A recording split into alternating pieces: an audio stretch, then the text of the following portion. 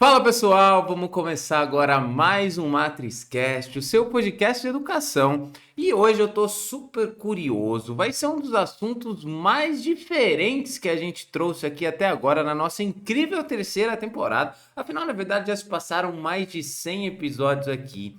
E hoje vamos falar sobre um assunto muito bacana. A gente vai falar sobre neurodiversidade e trouxemos aqui o Felipe Russo para bater esse papo com a gente. Então, primeiro de tudo, seja muito bem-vindo, Felipe. É um prazer recebê-lo aqui no MatrizCast. Olá, Fábio. Muito obrigada por me receber, antes de tudo também. A neurodiversidade, de fato, é um tema bastante recente, assim, que ela ganhou algum espaço público, né?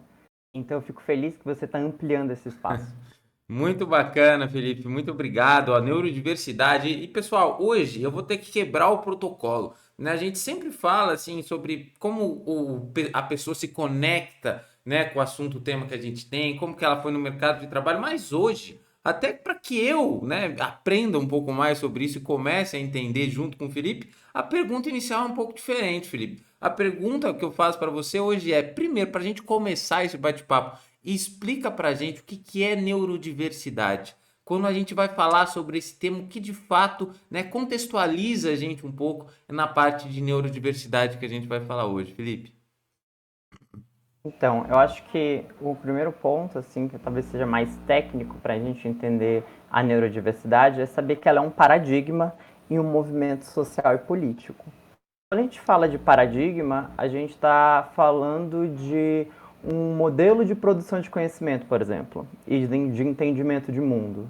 Assim, na trajetória da psicologia e da educação e também dos recursos humanos, a gente teve vários modelos já de entendimento do homem, da humanidade, do seu funcionamento.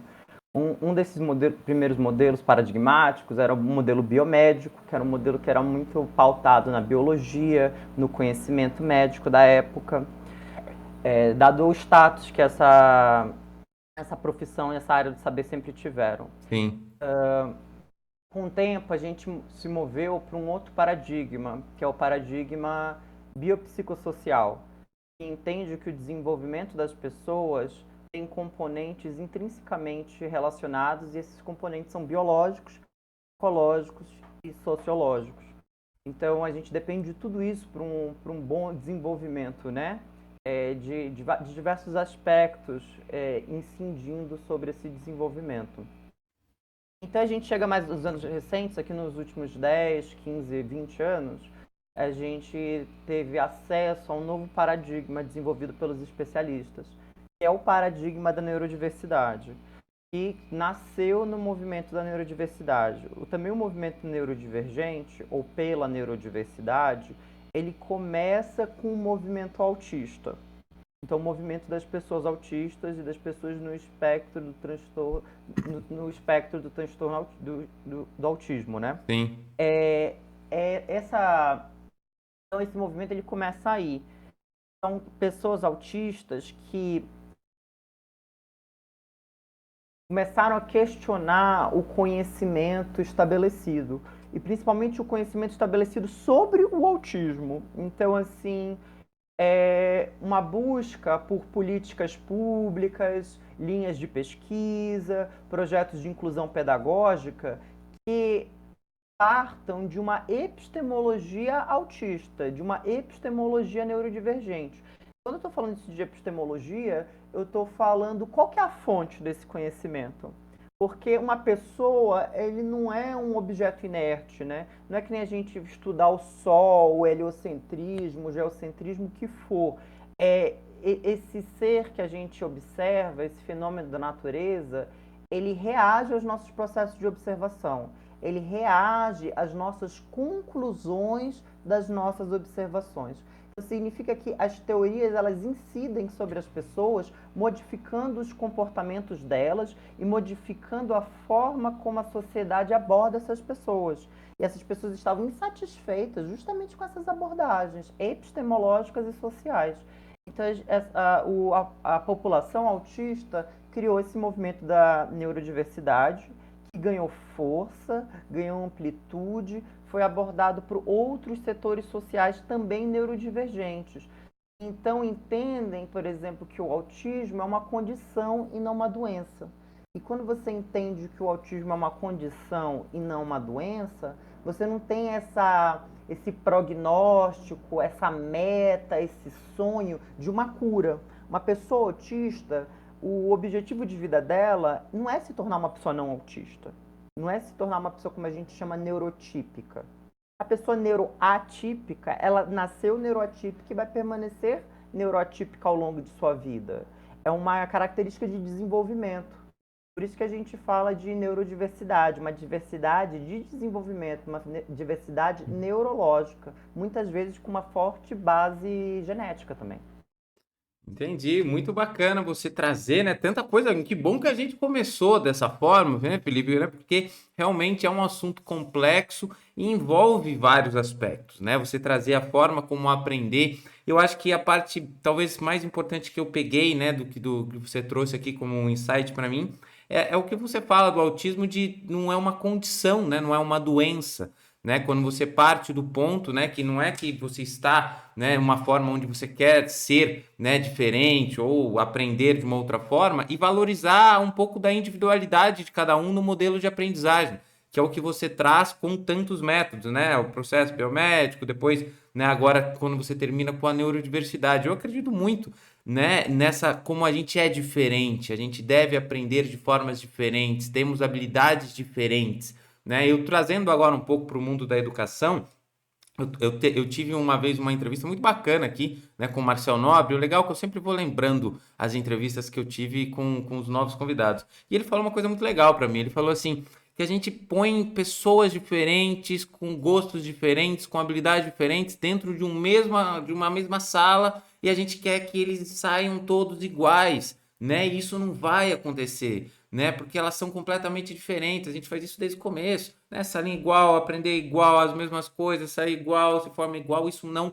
converge mais, né? As pessoas são diferentes, né? Elas precisam ter abordagens diferentes. Agora, né, Felipe, o que eu queria, né, trazer um pouco, né, que você conte um pouco pra gente, é que quando você fala dessas questões de políticas públicas, modelos de aprendizagem, como que você enxerga hoje, né, que este modelo ele é compatível com essa forma de respeitar as individualidades, né? Porque justamente o Marcel, quando ele traz para nós assim, ele tinha um projeto que ele fala assim: as pessoas querem escalar a educação, mas antes você tem que customizar.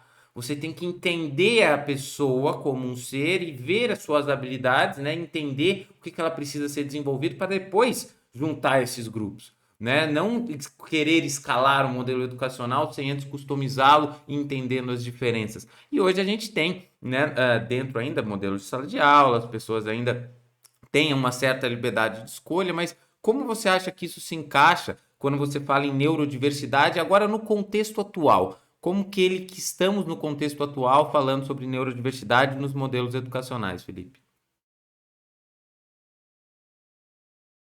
Então, a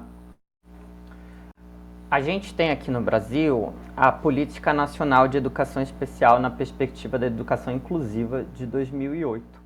Ela estabelece 3 pontos muito importantes. E, na verdade, até 4. O primeiro deles acho que é muito importante porque existe ainda um estigma sobre essa própria expressão, né? Que é uma expressão técnica e é uma expressão utilizada pelo nosso governo, que é a educação especial. E aí, muito tempo atrás, era entendida como educação dos especiais. E pouco antes ainda, educação dos excepcionais. Então, assim, essa educação especial, ela não visa substituir a escolarização. Ela é complementar, paralela, acontece no contraturno e prevê adaptações, acomodações às necessidades educacionais especializadas para cada público. Por exemplo, o público-alvo da educação especial são as pessoas com deficiência, é, alunos com transtornos globais do desenvolvimento e alunos com altas habilidades ou superdotação. Então você já consegue ver aí logo de cara que é uma comunidade, uma população muito heterogênea, esse público-alvo da educação especial. A necessidade de adaptação de uma pessoa com mobilidade reduzida, é muito diferente de uma adaptação de uma pessoa com transtorno global de desenvolvimento, por exemplo, com uma hipersensibilidade, por exemplo, ou com uma dificuldade de identificar emoções, por exemplo. Então a pessoa não sabe que alguém está ficando irritado com ela, por exemplo. Então, são desafios diferentes. É um público muito heterogêneo. Apesar de a gente colocar nesse guarda-chuva da educação especial, nesse guarda-chuva da neurodiversidade, a gente está falando de públicos muito heterogêneos. Então, além de uma certa especialização que a gente tem hoje em dia, e isso é muito legal, porque a gente já tem isso em nível de faculdades federais, né, estaduais e etc., e na rede particular também, que são justamente formações especializadas para atender esse público. Da educação especial tem ainda essa especialização geral e tem as especializações mais específicas, né? Por exemplo, para deficiência visual, surdo-cegueira, deficiência física, deficiência intelectual, TEA, que o TEA muitas vezes ele precisa de um mediador escolar, que é uma pessoa que consegue mediar certas relações e interações com ele naquele ambiente, porque é uma pessoa que tem pode ter, né, uma certa dificuldade em interagir com seus colegas, com seus pares, em conseguir usufruir do mobiliário e do ambiente escolar. Por exemplo, uma pessoa que ela tem uma alta restrição, né, sobre como se sentir minimamente confortável e seguro nos espaços, por exemplo. E isso às vezes envolve sentar sempre no mesmo lugar, ter referências de o que vai ser a atividade dada, porque senão essa pessoa ela pode simplesmente se desorganizar no meio de uma sala de aula e não conseguir mais voltar às atividades pedagógicas. A gente está falando, novamente, como eu vou dizer, de um grupo extremamente heterogêneo. Existe essa especialização em educação especial, mas ainda existem especializações bem específicas para, por exemplo, como eu acabei de falar, deficiência física, deficiência intelectual, TEA, altas habilidades. Entendido. Muito bacana você trazer, né, esse ponto, né, e como é realmente muito heterogêneo, né, esse público dentro de um bloco, né, definido como educação especial e que deve ser tratado de formas diferentes, né, e com perspectivas de ações diferentes dentro de um mundo educacional. E agora, Felipe, até indo um pouco, né, continuando esse processo, né, porque a ideia é ir desde a parte de educação até o mercado de trabalho, mas quando eu vejo, né, você falando e eu entendendo que a gente tem, né, talvez alguns pontos de deficiência nesse modelo onde a gente necessita, né, especificar um pouco mais e cuidar um pouco melhor desses aspectos dentro dessas pessoas para desenvolvê-las, porque essas pessoas em algum momento vão para o mercado de trabalho. E talvez o mercado de trabalho seja igual o que a gente tem no sistema educacional, seja muito padronizado, né? E ele espera pessoas que seguem um certo padrão, que entraram naquela primeira sala, que foram para a segunda, foram para a terceira, se formaram, foram para a faculdade, terminaram a faculdade, fizeram algum curso, chegaram lá prontas de um padrão normal. Então, talvez, indo agora na minha análise, antes de perguntar para você, esse próprio mercado vai ser uma barreira para essa pessoa. Mesmo que ela consiga entrar, né? Porque a gente tem hoje políticas que tentam garantir a inclusão de diversos grupos dentro de um mundo corporativo. Mas como que ela sobrevive lá dentro depois? Né? Se ela não se adapta ao meio, né? Se ela não consegue, se ela tem coisas intrínsecas a ela, né? Condições que aquele meio não está propício a isso. Ou como que você enxerga, né, que isso é ou não um problema, né, quando a gente fala de neurodiversidade dentro do mundo corporativo, Felipe?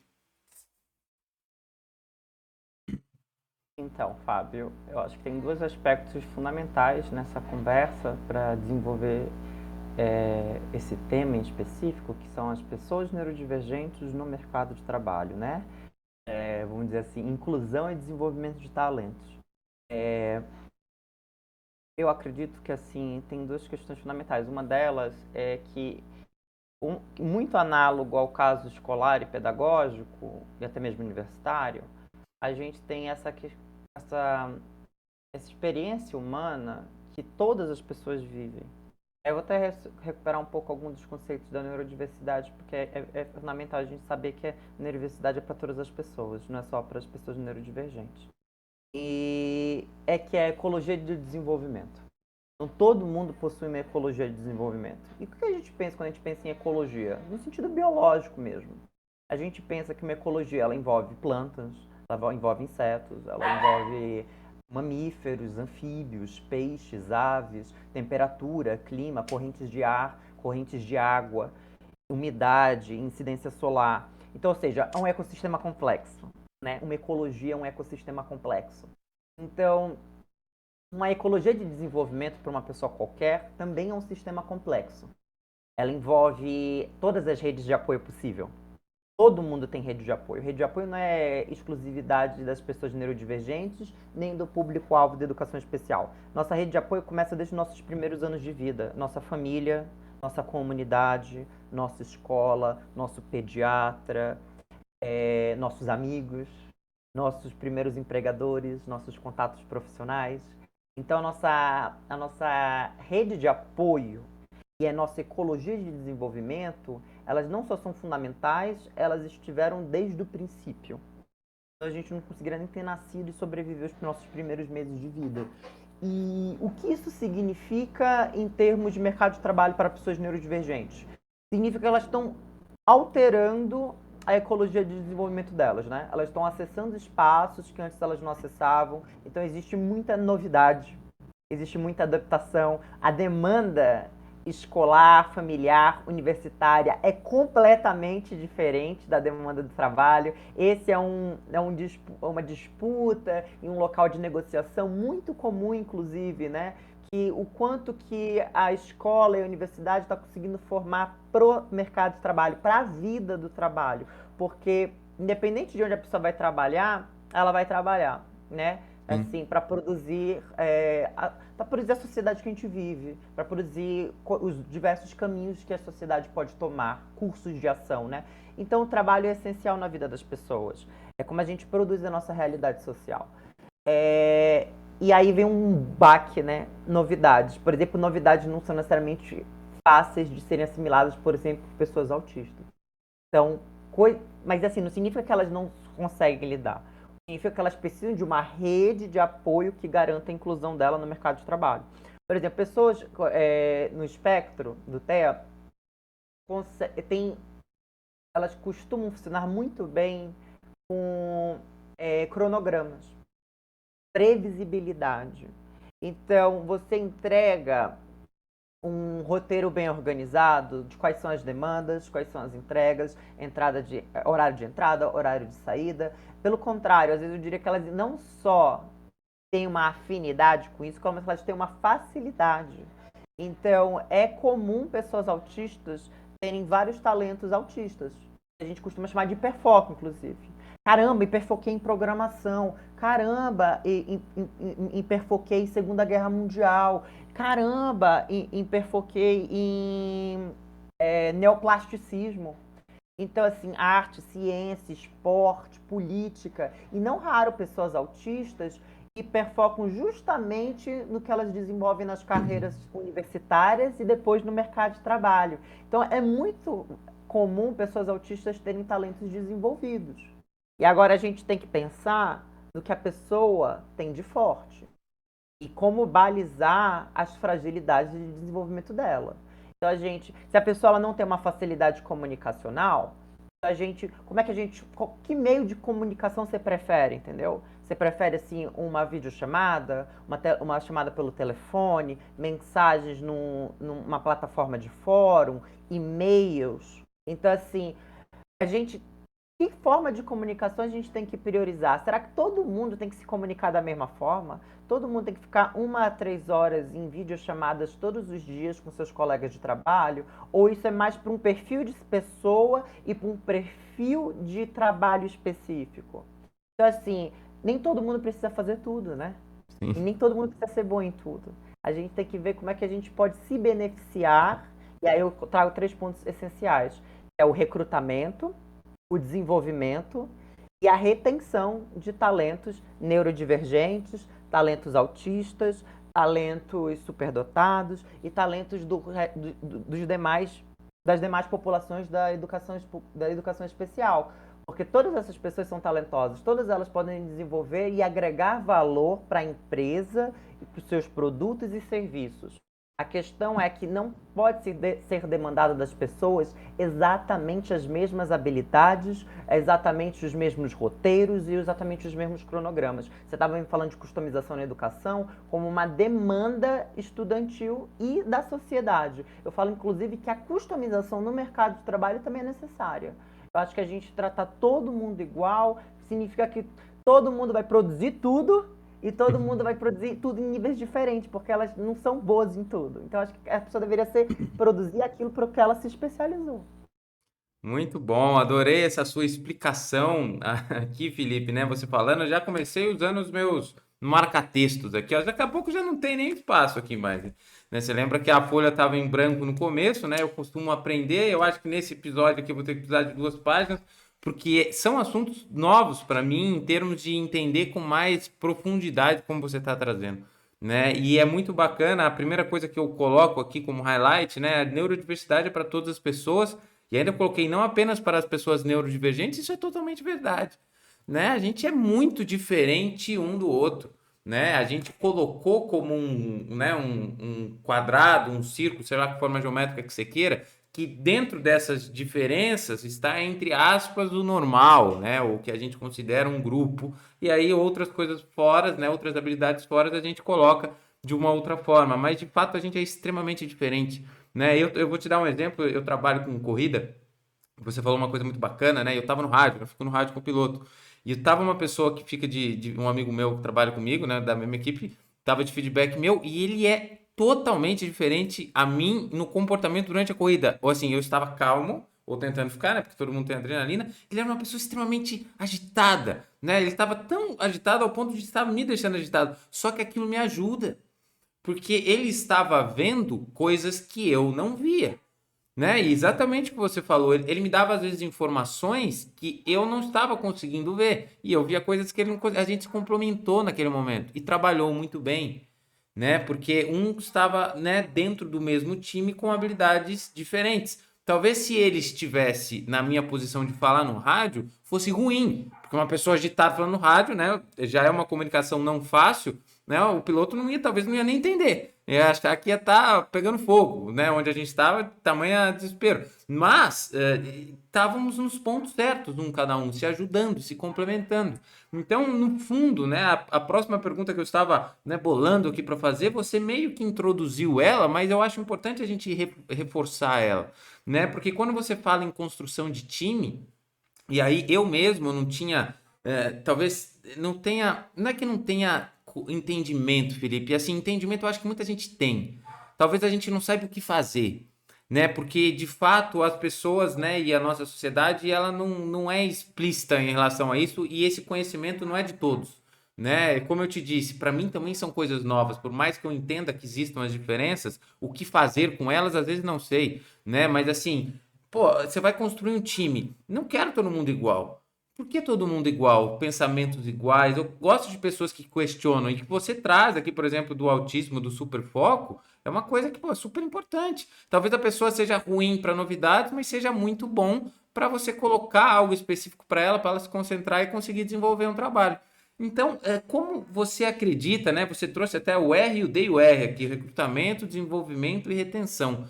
Quando, e agora a gente pode entrar nesse ponto, né, para ser até mais específico, uma pessoa quando entra no mundo corporativo, às vezes ela não consegue uma promoção, às vezes ela não consegue subir dentro daquele time justamente pela falta desse entendimento. Mas como você, hoje como um canal aberto, poderia falar para as pessoas que estão no ponto de montar esses times, no ponto de entender essas pessoas, como importante, como a gente pode fazer para perceber e se adaptar a essas habilidades dessas pessoas, mesmo, né, que a parte educacional, que o modelo educacional não tenha feito, né? Como que a gente pode aproveitar e conseguir identificar mais casos como esse que você nos disse?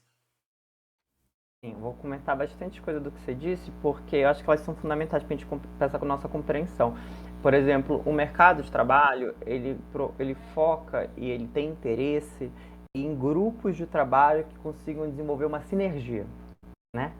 Sim. Uma sinergia para ter uma boa alta produtividade, um bom desempenho e inovação, né? É uma vantagem competitiva. Então, é um desejo estratégico conseguir desenvolver times complementares e que tenham uma sinergia. Aí a pergunta é, a gente consegue desenvolver times complementares se a gente quer que todo mundo tenha exatamente as mesmas habilidades e competências? Difícil. Então a gente precisa das diferenças para montar esse grupo complementar para a gente conseguir um grupo que tenha sinergia. Eu tenho um exemplo que um amigo meu, eu fiz um curso de tecnologia com ele, ele comentou, ele era da engenharia, que nem você, inclusive, era da elétrica. Ele comentou bem assim, quando a gente estava formando equipes, né? Ele falou, eu sou pato. Aí eu, como assim você é pato? Aí ele falou, porque o pato faz de tudo. Pato nada, pato voa e pato anda. Mas ele não faz nada muito bem. Então eu diria que a pessoa que faz tudo, ela não faz nada muito bem. Então, assim, a gente precisa das diferenças, porque a gente precisa da pessoa que voe, a gente precisa da pessoa que nade, e aí a gente precisa da pessoa que corra. E você é um caso semelhante, né? Mais assim, tipo um triatlon da vida, né? E a questão é que, por exemplo, mas aí eu vou colocar nesse caso do triatlon, né? Nenhuma pessoa que faz triatlon ou qualquer coisa assim, ela vira um Michael Phelps. Você só consegue ser, tipo assim, o nadador mais rápido do mundo, um Usain Bolt, se você se dedica especificamente a correr. Se Sim. você vira uma Daiane dos Santos, se você só faz atletismo. Atletismo não, é ginástica artística, né? Sim. Então, assim, você não consegue, entendeu? Ter, por exemplo, eu falei, ser um campeão olímpico em 5 esportes diferentes. É esse o meu argumento. Então, assim, a gente precisa das diferenças e a gente precisa da especialização para fazer equipes complementares e grupos que tenham sinergia. Aí, muitas vezes, a educação ela corre num aspecto muito generalista e individualista. E múltiplas disciplinas, todas mais ou menos relativamente genéricas, o curso de desenvolvimento de, sei lá, 2 estudantes de graduação muito parecidos, porque são grades muito parecidas, pouquíssimas opções de disciplinas optativas, então você não tem a oportunidade de customizar a sua ecologia de desenvolvimento. Então, todo mundo numa ecologia de desenvolvimento parecida, porém pessoas diferentes em ecologias de desenvolvimento muito parecidas. E depois a gente quer habilidades específicas e não consegue, né? Para montar os times. E aí, de que forma a gente pode ver isso? Então, assim, no mercado de trabalho, como a gente pode identificar isso? Eu acho que a gente tem que, exatamente, nos processos de contratação e também de forma longitudinal dentro da empresa, a gente tem que identificar talentos, a gente tem que identificar lacunas e a gente tem que identificar fragilidades de desenvolvimento. Muito bom. E, e a gente não tem que pensar, tipo assim, meu Deus, lacuna, tenho que tapar todas essas lacunas. Não tem.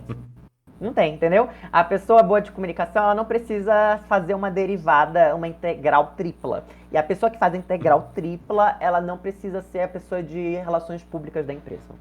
E aí eu tô trazer também essa mesma questão que você falou, do exemplo que você falou que foi muito bom. Falou, não, o cara tava pilhadaço, tava agitado, tava enxergando muitas coisas que eu não estava enxergando e tava falando para mim, mas se essa pessoa fosse pegar um telefone e passar isso adiante para alguém, poderia ser uma comunicação muito confusa, muito falha, e a pessoa da outra linha não ia necessariamente conseguir captar o que ele queria transmitir. O que a gente pode trazer isso para o autismo. É Sim. muito comum pessoas no autismo terem algo chamado de transtorno de processamento sensorial. Ou, por exemplo, elas têm uma audição muito boa, mas ela é tão boa que pequenos ruídos incomodam ela. Às vezes a pessoa tem uma percepção visual tão boa que certos padrões visuais agridem ela, afetam ela emocionalmente e psiquicamente. Aí se essa pessoa poder falar para você, ó, eu encontrei vários erros no nosso documento. Os cálculos estão errados. As vírgulas estão no lugar errado. Você colocou um não a mais ou a menos no seu contrato. Isso já não muda o significado inteiro do contrato? E uma pessoa sensível, que vai se incomodar com essa vírgula, que vai se incomodar com a presença ou não, ausência desse não, que vai captar sensorialmente e vai se sobrecarregar sensorialmente por conta dessa sobrecarga, ela vai poder passar para um Fábio e falar, Fábio, eu vi tudo isso, mas eu não consigo trazer isso numa reunião. Quem vai ter que trazer para a reunião é você. E aí você vai ter que fazer isso. Então, a complementariedade, as diferenças a favor do desenvolvimento individual, dos talentos, dos projetos coletivos e colaborativos. Sem dúvida, Felipe. Eu sou uma pessoa, por exemplo, que para ler as coisas eu não consigo. Assim, é muito difícil para mim, assim, de verdade, assim, ler, toda vez, às vezes eu tenho que preencher um documento, sabe? Eu não consigo. Assim, eu peço ajuda e é tudo confuso para mim e justamente porque eu sei que eu tenho pontos fracos em mim, né? E é natural, né? Tem pessoas que às vezes têm facilidade em fazer conta de cabeça.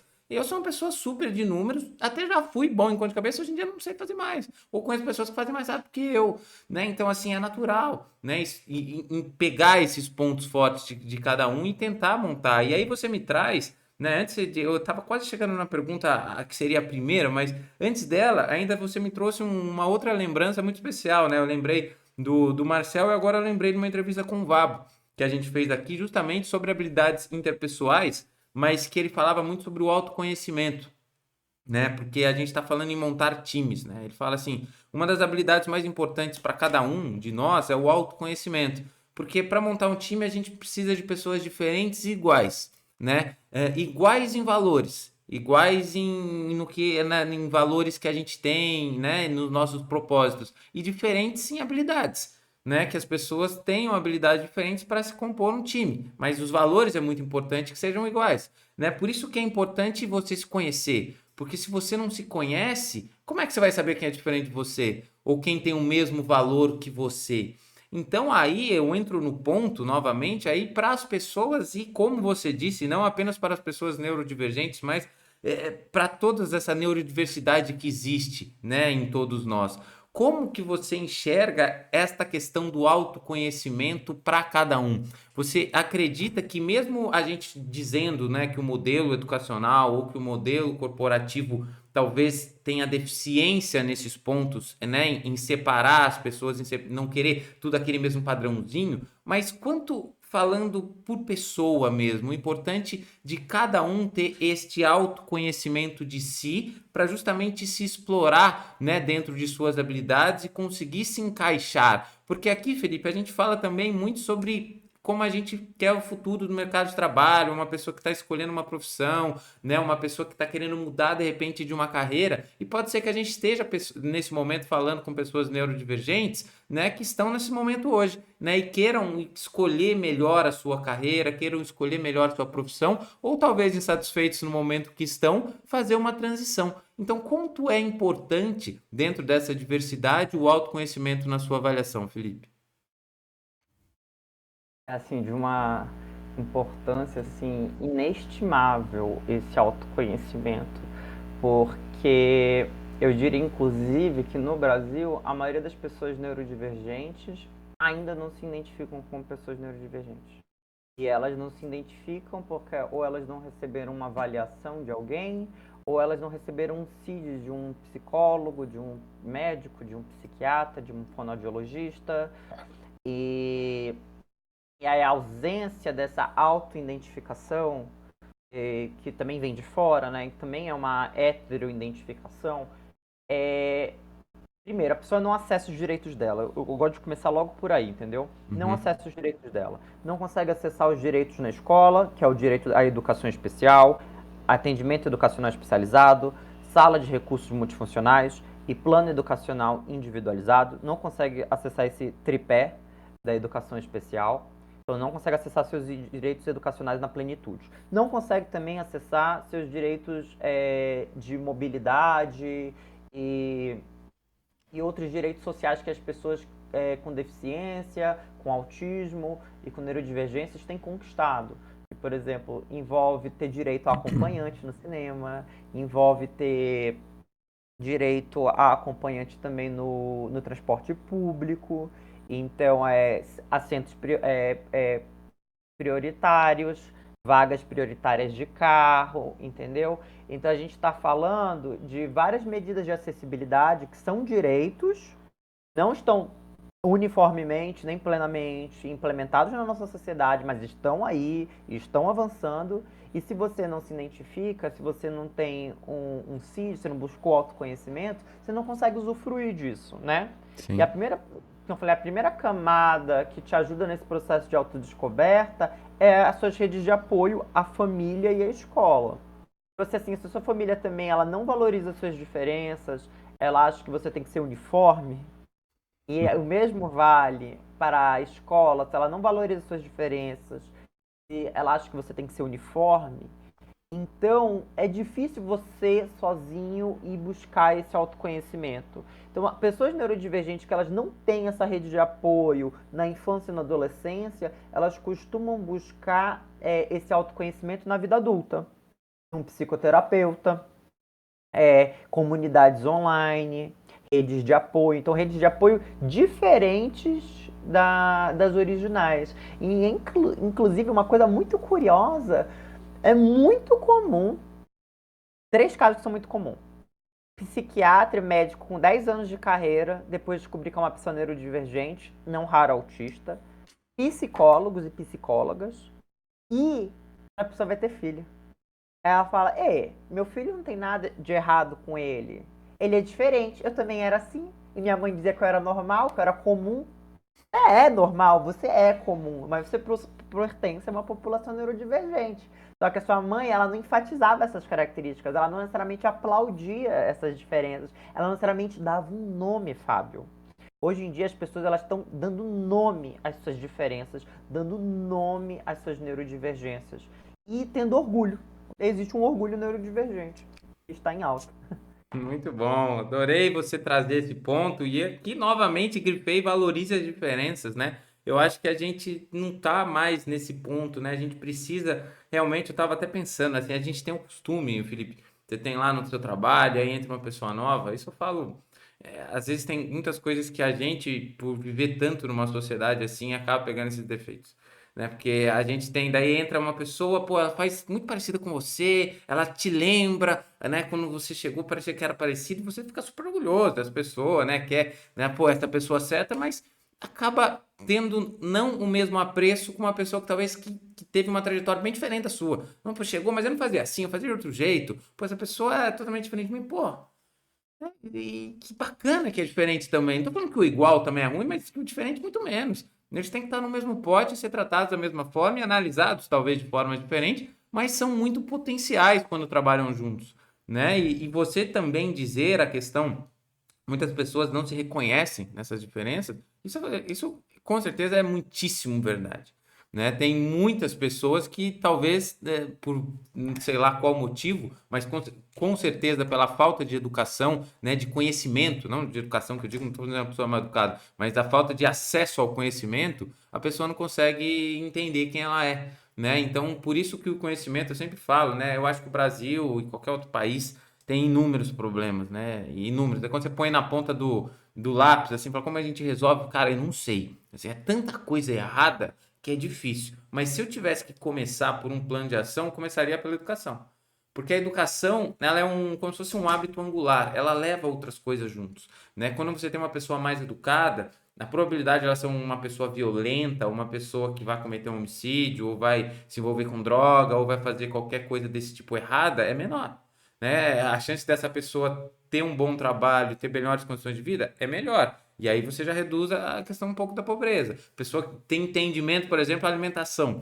Quando eu entendi, né? Eu sou casado com uma nutricionista. Quando eu entendi a importância da alimentação, né? E como a gente deve se alimentar, pô, eu sou uma pessoa que me alimenta totalmente diferente. Não é que eu faço dieta, nada, pesando comida. Eu não faço isso. Não sou nada contra quem faz, mas eu não faço isso. Mas eu mudei meus hábitos, né? Então, minha saúde agradece. Então, assim, esse conhecimento com a educação ele é muito importante. O que você traz aqui para nós hoje é muito importante. Agora, Felipe, adorei todo esse contexto e tudo que você traz com impressionante riqueza de detalhes, né? Você é realmente uma pessoa que demonstra saber muito bem o que está falando e como você mesmo disse, se a gente fosse conversar 5 horas, daria para falar só sobre um assunto, né? A gente tem que resumir muito as coisas aqui. Mas, Felipe, agora a pergunta que eu ia te fazer no começo, vou te fazer agora no final.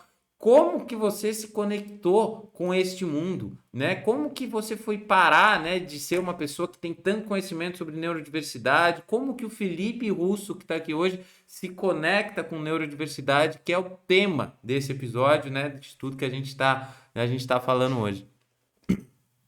Então, Fábio, Eu já me percebi uma pessoa diferente desde a minha infância, assim. E da minha infância, bem infância mesmo, assim. E, quero dizer assim, 7 anos de idade eu já me percebia como uma pessoa muito diferente dos meus coleguinhas de turma. Sim. Eu não tinha um nome para essa diferença, que nem eu falei, sofri esse mesmo caso que eu citei. Meus pais não queriam dar um nome para essa diferença também, tem isso também, é uma certa resistência. Mas eu cheguei no ponto, por exemplo, com 7 anos de idade, numa praça que meu pai me levou para brincar no parquinho, não consegui fazer amizade com nenhuma criança e falar pro meu pai bem assim: pai, eu não sou que nem as outras crianças, eu acho que eu sou retardado. Porque a única forma de neurodivergência que eu conhecia tinha o nome na época de retardado mental pelo círculo social que eu frequentava. Então, e não, eu não era uma pessoa retardada mental, não sou uma pessoa com deficiência mental, intelectual. É, não devemos ter nenhum preconceito com essas pessoas, inclusive, mas era o único termo neurodivergente que eu conhecia quando eu tinha 7 anos de idade. Isso foi se modificando ao longo da minha vida, a diferença sempre permaneceu, e pelo contrário, né, eu diria que ela se ampliou, se tornou mais expressiva, e hoje em dia eu abraço e tenho orgulho da minha diferença. A primeira forma, vamos dizer assim, que eu percebi que a minha diferença, ela não tinha só a ver com dimensões sociais e afetivas, foi quando eu estava na quinta série e eu participei de uma Olimpíada de Matemática da minha escola. Era uma Olimpíada das escolas públicas, mas também estavam participando de escolas particulares. E eu tirei a maior nota da minha escola numa Olimpíada de Matemática, sendo que eu estava na quinta série e estavam concorrendo pessoas até o terceiro ano do ensino médio. E eu tirei a maior nota. E isso me modificou muito, assim, porque mudou a percepção social sobre mim e mudou a minha percepção pessoal sobre mim. E eu fiquei pensando, gente, pensar que, sei lá, 4, 5 anos atrás eu me chamei de retardado. E eu não sou retardado, eu não tenho deficiência intelectual. O que eu tenho então? Isso começou quando eu tinha 11 anos. Eu só respondi essa pergunta com 16 anos, 5 anos depois. E eu recebi a identificação que eu tenho altas habilidades ou superdotação pela APAG-SD, que é uma instituição aqui de São Paulo, que faz esse tipo de identificação desse público-alvo, né, da educação especial, as pessoas superdotadas. Desde então, eu comecei a me envolver mais com essas comunidades. Em 2013, eu criei um blog sobre esse assunto. Eu alimento esse blog há mais de 10 anos. Se chama supereficientemental.com. Ele tem Show. mais de 180 publicações, dentre ensaios, entrevistas e relatos pessoais sobre pessoas superdotadas. Estou desde também promovendo o movimento da neurodiversidade nesse blog. Faço parte do periódico científico Revista Neurodiversidade, do Instituto Neurodiversidade. Meu trabalho lá é em revisão, né, científica e editorial dos artigos.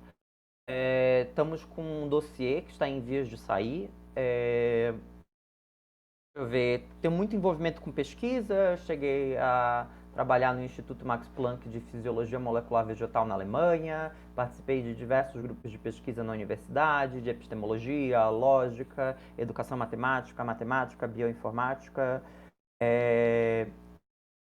e é isso, são muitos grupos de pesquisa mesmo, tem outros sobre internet, tem muitas coisas.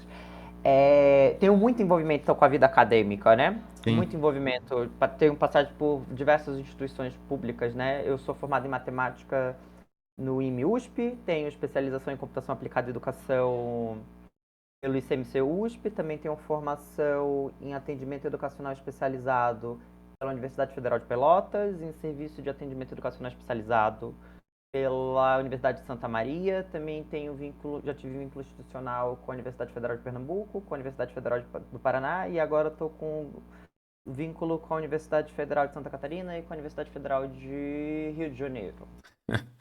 Bastante coisa, hein, Felipe? Sim, é uma vida muito atribulada. Muito bacana. Que só foi possível porque eu consegui dar um nome para minha diferença, construir uma comunidade, acessar outras redes de apoio que eu não tive. Hoje em dia, eu não só acessei essas redes, como eu produzo essas redes, né?